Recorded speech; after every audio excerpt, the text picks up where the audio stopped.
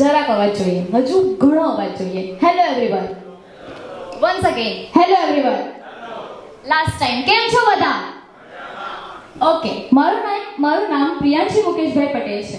અને જ્યારે પીએન પટેલ સરે મને કીધું કે આપણે જેટકોના ઇજનેરને કહેવાનું છે વર્ક એફિશિયન્સી વિશે, ત્યારે જ મને પહેલાં તો થયું કે જેટકો કંપની પહેલેથી જ બહુ સારી ફરજ બજાવી રહી છે. કારણ કે જો હું મારું માનું તો જેટકોના કારણે અને જેટકોની ઇલેક્ટ્રિસિટીના કારણે કેટલા બધા ઘર ઉજાગર થાય છે. અને એમ જોવા જાય ને તો સાંજ થાય અને સંધ્યાકાળ થાય પછી તો જેટકોની યાદ દરેકને આવે. અને હવે તો ઉનાળો ચાલી રહ્યો છે એટલે આ ઉનાળામાં તો બધાને જેટકોની યાદ આવે. મેઇન વસ્તુ એ છે કે જો આજે મારે વર્ક એફિશિયન્સી વિશે બોલવું છે તો વર્ક એફિશિયન્સીની જરૂર શા માટે પડે છે. સૌથી પહેલાં વાત આપણે શરૂ કરીએ જેટકોથી જ. જેટકોનું કામ છે એક પબ્લિક યુટિલિટી કંપની છે, એટલે કે પબ્લિકની તો ઘણી બધી ડિમાન્ડ હોય, પબ્લિક માટે આપણે સતત અપડેટ થતું રહેવું પડે. જેમ કે એક ઉદાહરણથી હું શરૂ કરું. કેનન કંપની વિશે તો આપણે સાંભળ્યું જ હશે, જેના કેમેરા બહુ સારા છે.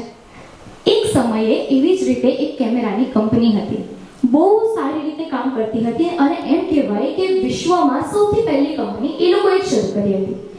પ્રોબ્લેમ એ થઈ કે એ લોકો સમય સાથે અપડેટ નહીં થયા અને કંપની બંધ થઈ ગઈ. એવી માનવતી કંપની પણ જો બંધ થઈ જાય તેનું કારણ છે કે વર્ક એફિશિયન્સીની કમી અને બીજો સૌથી ઇમ્પોર્ટન્ટ પોઈન્ટ છે કે આપણે અપડેટ નહીં રહીએ.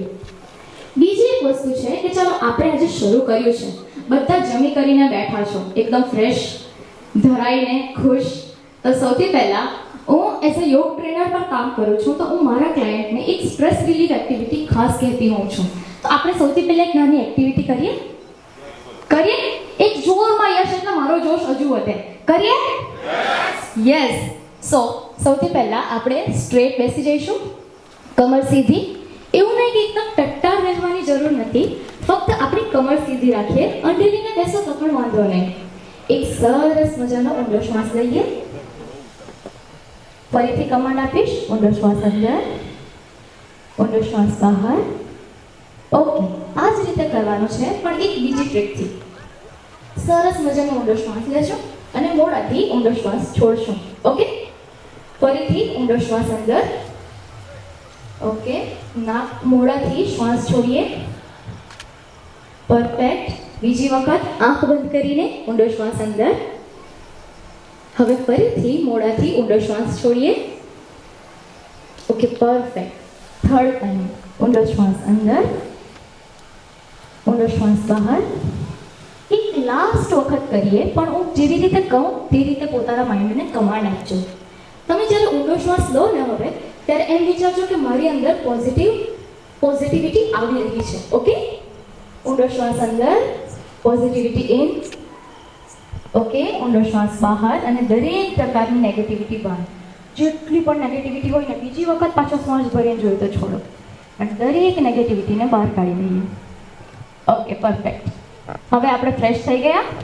પાછો એક વખત ચેક કરું. ફ્રેશ થઈ ગયા? યસ. ઓકે, હવે થઈ ગયા ફ્રેશ. ઓકે, તો આપણે વાત કરી રહ્યા હતા જેટકોની વર્ક એફિશિયન્સી અને પબ્લિક યુટિલિટી કંપનીની.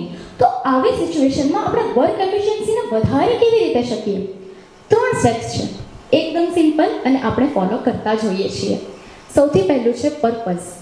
જેમ તમે બધા પણ, હું તમારી દીકરી જ છું એટલે તમે પણ પોતાના બાળકોને કહેતા જશો, દીકરા જિંદગીમાં એક ધ્યેય ચોક્કસ રાખજે અને એ ધ્યેય જ આપણને દરેક જગ્યાએ કામ આવે છે. આજે હું અહીં બોલી રહી છું, મારો ધ્યેય છે, તમે સાંભળી રહ્યા છો, તમારો પણ ધ્યેય છે. તો આ જ ધ્યેય.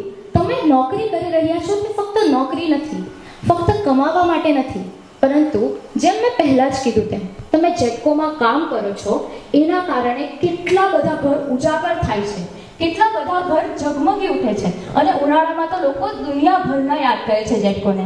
તો જેટકોના પર્પસ પહેલા ગણીએ. પહેલું પર્પસ છે લોકોના ઘરે ઉજવાળો ફેલાવવો.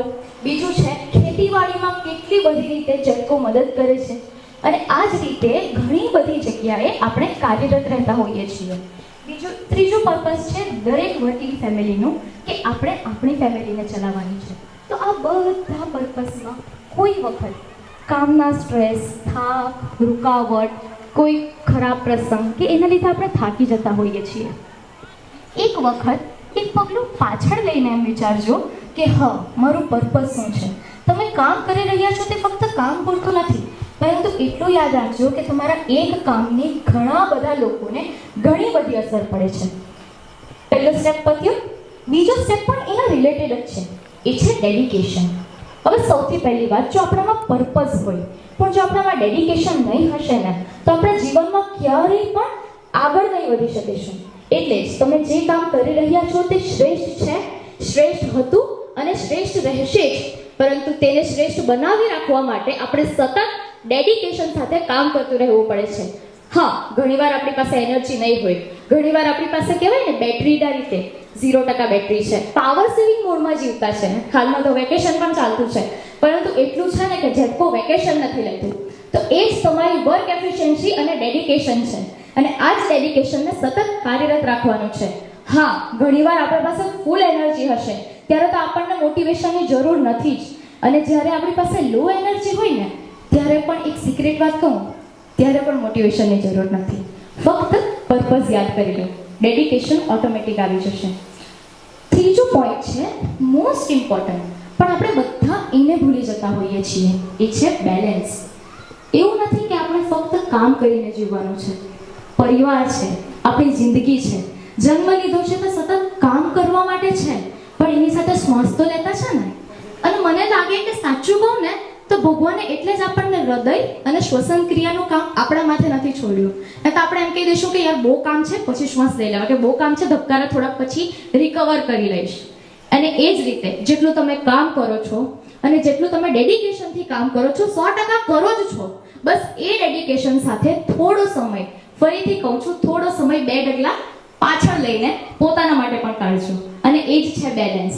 બેલેન્સ છે પોતાના પરિવાર સાથે સમય કાઢવાનો, બેલેન્સ છે પોતાના સાથે સમય કાઢવાનો, અને બેલેન્સ છે થોડી રૂકાવટ રાખીને 2 ઘડી થમીને આ સુંદર મજાની દુનિયાને જોવાનો. તો આ જ પોઈન્ટ છે આપણી વર્ક એફિશિયન્સી વધારવાનો.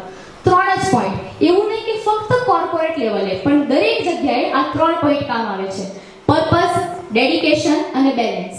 આ 3 પોઈન્ટ સિવાય, અને એ 3 પોઈન્ટને ટકાવી રાખવા માટે ફક્ત 3 શબ્દ યાદ રાખજો: અડગ, અડીખમ અને અટૂટ. હવે હું મારી સ્પીચ ફક્ત તમારા પાસે એક નાની એક્ટિવિટી કરાવીને પૂરી કરીશ. હું જે બોલું તે તમે રિપીટ કરજો. ઓકે? ઓકે? ઓકે. યસ. હું અડગ છું. હું અડગ છું. હું અડગ છું. હું અડગ છું. હું અડીખમ છું. હું અડીખમ છું. અને હું અટૂટ છું. હું અતૂટ છું. Okay, thank you so much. Thank you so much Priyanshi.